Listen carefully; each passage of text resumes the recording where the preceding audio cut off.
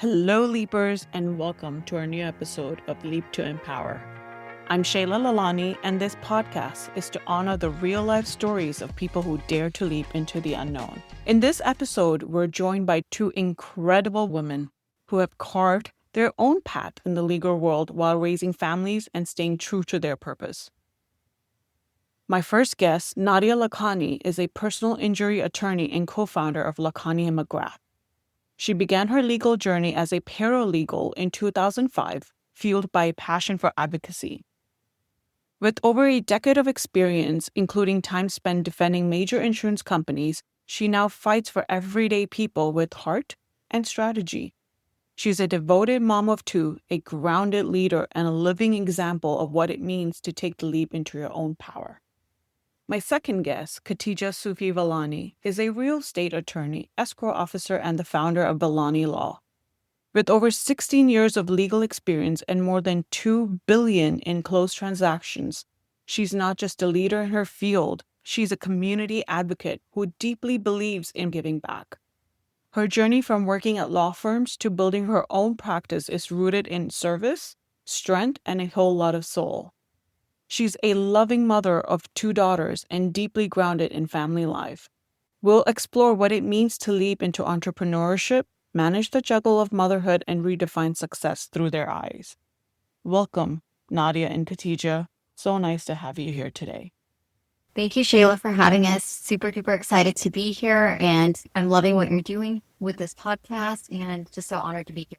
Thank you, Shaila, for having us. We both are very excited, and I'm so proud that you took this leap to start this leap to empower, because I can just see it exploding and helping so many people take the next step. Thank you so much for your kind words. I wanted to start off with your story. So tell us how you guys started from school to corporate America to where you are today. And we want to know everything. Okay, I'll go first. The funny story, I didn't even know I wanted to go to law school, right? And so after I graduated undergrad, my parents were like, okay, don't just take a regular job. They wanted me to, my dad always emphasized higher education, higher education, higher education. And that's how I picked legal profession.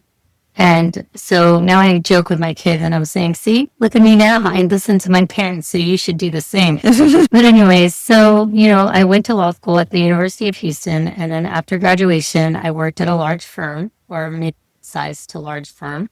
And I was working a lot, 2,000 billable hours, and just working. And at some point I thought, okay, I want to get married. I want to have kids.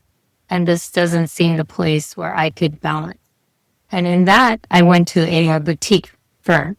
And that, I was still working a lot, doing the daily grind, and just thinking to myself, if I'm working so much for somebody else, why wouldn't I work for myself? And that's how we decided to create Vellani. Seems like there was always a spark into you, and it's like, why put it out there if I can put the value towards myself? So my story is a little different. Unlike Peppy, I always knew I wanted to be a lawyer. That's one thing I knew for sure. So I don't know why I was in such a rush. I sped through undergrad, finished it in 3 years. I could start law school, started law school. I graduated from South Texas, and I wanted to be a DA. I really wanted to work at the district attorney's office. I wanted to be a prosecutor. I wanted to make a difference. What I saw in Law and Order, I was infatuated by it. But when I graduated, Harris County was having a hiring freeze, and I could not find a job as a prosecutor. And that's all I wanted to do ever since I was young. So here I am, just applying for jobs. I landed with an insurance defense firm. We did first-party claims. I was in downtown for 5 years. I learned a lot. I was billing like crazy. I think after 5 years, I had just gotten complacent and comfortable. And I needed to, every day felt the same. And I needed to learn something. I think I had maxed out there. So then I started applying elsewhere. So then I started with another law firm. And now this time I'm doing third-party claims. I'm doing litigation still, just not in the courtrooms defending criminals, but I'm defending corporate companies. All my clients are corporations, and just on the civil side. I worked as an associate attorney. I did that for 8 years. I learned a lot. So this time as third-party claim. And I got married. I had 2 kids and life was good. Then COVID happened and we were really busy. And my husband also is really busy. He also travels a lot. And my job was demanding more and more of me, but so was my other side of me as a mother. I'm a 10-year-old and a 3-year-old. He was 1 at the time. I'm like, I just can't juggle all of this. And I don't want to travel a whole lot. I want to spend more quality time with my kids. So there was another associate. We were like, you know what? We can do this on our own. Let's just try it. And we can have our own schedule.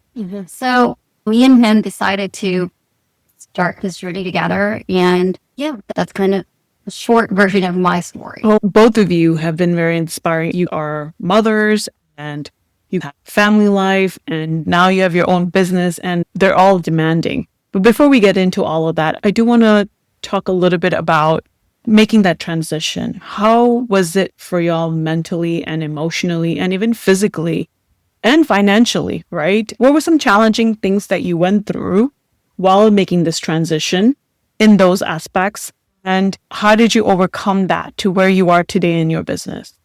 I think for us, it was a lot of research and support from the people that we trust, a lot of encouragement, and emotionally, just the support system that we had through our family and friends. That's kind of what put us through. And the fact that I had just had a child and there was no room for failure.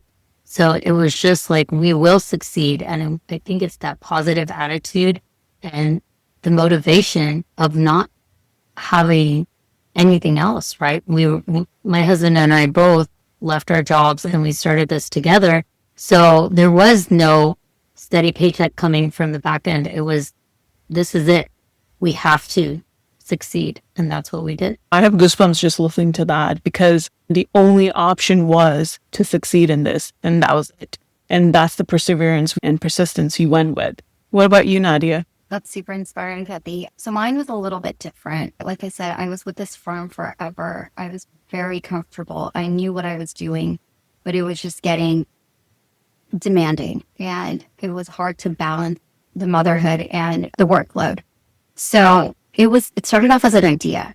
Literally, me and my partner were just talking about it. And then the idea grew bigger and bigger. And honestly, my husband, he's been telling me to do this for years. We just kept on talking about it, and we're like, you know what? We can actually make this happen. And one day we were like, let's put in our notice. If you do it, I'll do it. Let's do it. Instead of talking about it, let's do it. And of course, there's a lot of financial struggles too, because when you start your own business, you don't really see a paycheck for a very long time. And I was used to having a paycheck every 2 weeks for as long as I've worked. Right. So it was very, very hard. But when we made that decision, we knew that we will see a steady paycheck, but we were confident and we just wanted to try something different. Yep. And if I don't do it now, I'm never going to do it. Yep. And I had a good support system. Yep. That's great, Nadia. And for both of you, you had a good support system, and it seems like your husbands supported and empowered you to say, hey, take that leap to that next step. I know you're capable of it. You can do it and you can succeed in it. And that shows empowerment in even within them for you to take this next step, and within you as well, right? Because you have many different hats that you wear. So talking about motherhood, I feel like y'all are superwomen, juggling family life and actually managing your own business and doing this and that and having younger kids. It just never stops for y'all. How do you manage work-life balance? Thank you, Shaila. That's very sweet. It is a struggle every day. I think the beauty of all of this and the reason why I chose this is because now I can go to my kids' field trips if I want to.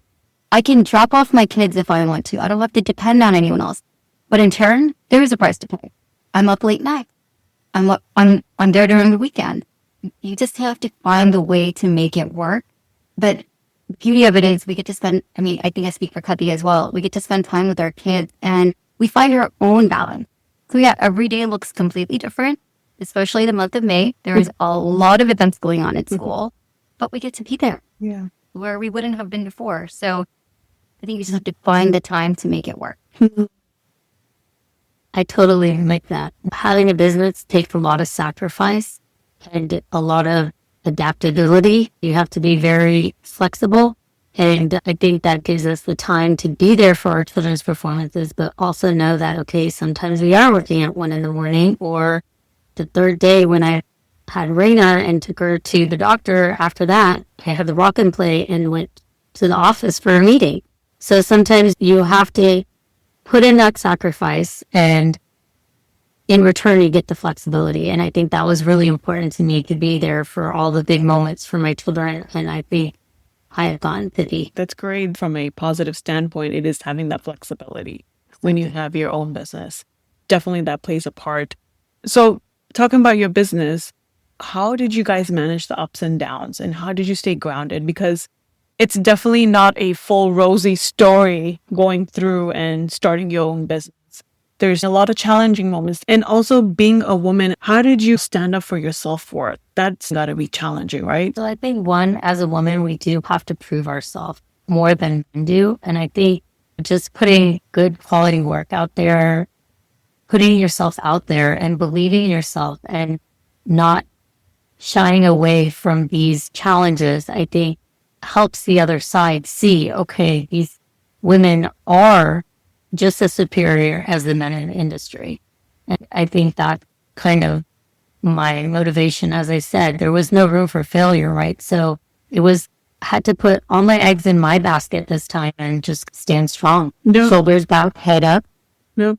So it seems like you're saying your work and your value had to speak for yourself more than anything. And that's how you stood up for your self-worth. Yes.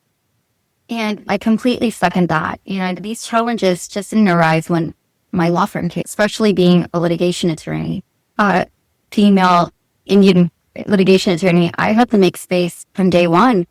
This is a very male-centric courtroom. I've been in courtrooms with 20 guys, and I'm the only girl, where people have mistaken me for a secretary, where people have mistaken me as a first-year attorney when I've been practicing for over a decade. So you have to speak up for yourself and make that space. Because nobody, if you don't, then you'll just be on the sidelines. Yeah. So I think from day one, when I was put in this field, I got a rude awakening, whereas I'm not on the same playing field. You have to find her. And that has definitely helped me when I started my own law firm, because I had done that previously when I was working in corporate America as well. Mm-hmm. Do you face any challenges today in your current business as far as being looked at a woman versus where a male in your business would have been treated completely different? There are people that will change, and there are people that are just going to be set in their ways, and you're just going to move past them and just realize that those are not the clients that are meant for you.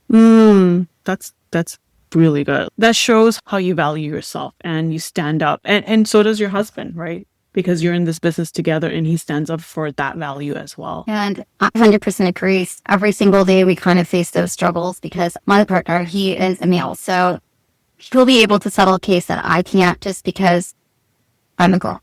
We shouldn't be complacent about it. We make sure you tried your best. Mm-hmm. But like Khatidja said, those are not your clients. Just do the best that you can do. Right. And everything else will fall for itself. Yep. You do your best to make that mark, to make that difference, so that people after you, your kids coming after you, don't have to face what you have to face, right? So when it comes to business, definitely money is a big part. I have a quick question for you. What if money was to walk into the door right now? What kind of relationship would you have with money? I would say welcome. As a lawyer, I'd be like, is it shady? Are you legit? Keep you? As a mom, I haven't spent it. There's extracurricular activity. My daughter wants to be a dancer today, and the gym is tomorrow. So, yeah. Yeah. And so talking about your kids, what do you want to leave for your kids? What do you want them to see today? I just want them to make sure that, I can do whatever I want to. There is nothing stopping me. And if I put my mind to it, it can happen. So I don't want anyone to say, hey, you know what? You're not good enough. Whatever you set your mind to, you can do it. Oh, that's good, Nadia. That's very inspiring. I would want my kids to be the best version of themselves. I want them to be the best version of themselves. That's exactly it. But so It's really interesting. I've done a few of these, and the main thing people talk about is that they can be whatever they want to be, but the best version of themselves doing it. And that's perfect. So as we come to a quick wrapping point, what would you tell the women? What would you tell the little Nadias and the little Khatijs that were 20 years ago in your spot? What advice would you give them so that they can take that leap, push them off the edge? I would tell them to jump. 100% jump and super high. I would also tell the old me that, hey, this is a journey, and this journey is what got me here. Because for me, I wouldn't have been able to take this leap if I hadn't worked at all those places, hadn't gone through all that stuff. So, what you're going through now, there is a better future, and it's going to be worth it. Just if you're thinking about it, do it. I love how you have connected the dots from your past and talked about your challenges and your ups and downs and how you have stayed grounded and in a balanced life with your kids. Seems like, to me, the most important thing for you to transition was to spend more family time. And that's what I got. And that's beautiful. It's amazing to hear that we have empowered women who are not just working, but building their own companies, but also not forgetting that they have a family life and they're staying balanced. And that is true empowerment to me. And you inspire me. I still don't know how you do it, but I'm so happy that you are taking it one step at a time and being successful at it every day. So we'll get into this rapid fire now, which I call Soul Sparks. And these are just quick thoughts that come to you as I ask this question. And we'll go with what you think is the best answer for you. One thing that brings you back to yourself. Friends and family time. Same, my children. Okay. What does empowerment mean to you? It means receiving and accepting the tools to become a better version of myself and providing the same to the others so they can succeed as well. I think it's taking that next step, taking that leap, whatever it is, even if it's like small as, hey, I need to cover this deposition that I've never done before. Whatever it is, it doesn't have to be going and opening your firm, but whatever that small step is, just taking. Beautiful. Coffee or matcha? Coffee. Coffee, 100%. Any mantra or quote you live by? You can't climb the ladder of success with your hands in your pocket. This too shall pass. What do you tell your younger self so that you can push her off the edge to take the leap? Believe in yourself, so you got this. Everything you prayed for is going to happen. Ooh, both of you, goosebumps. Okay, so if you were to authentically look at yourself in the mirror today, what truth would you want to come from your core? You're much stronger than you thought you were. You got this. The whole journey is worth it at the end. One bold thought or empowering thought you want to leave for the listeners? Get comfortable with being uncomfortable. If you have an idea, make it a reality. Woo! It was such a pleasure having you both on the show today. Thank you for joining us for this heart-centered, truth-filled episode of Leap to Empower. Nadia and Khatidja reminded us that courage doesn't mean the absence of fear. It means choosing yourself anyway. If this conversation sparks something in you, share it with someone who needs it. And remember, your leap doesn't have to be perfect. It has to be yours. Until next time, keep leaping, keep believing in your magic.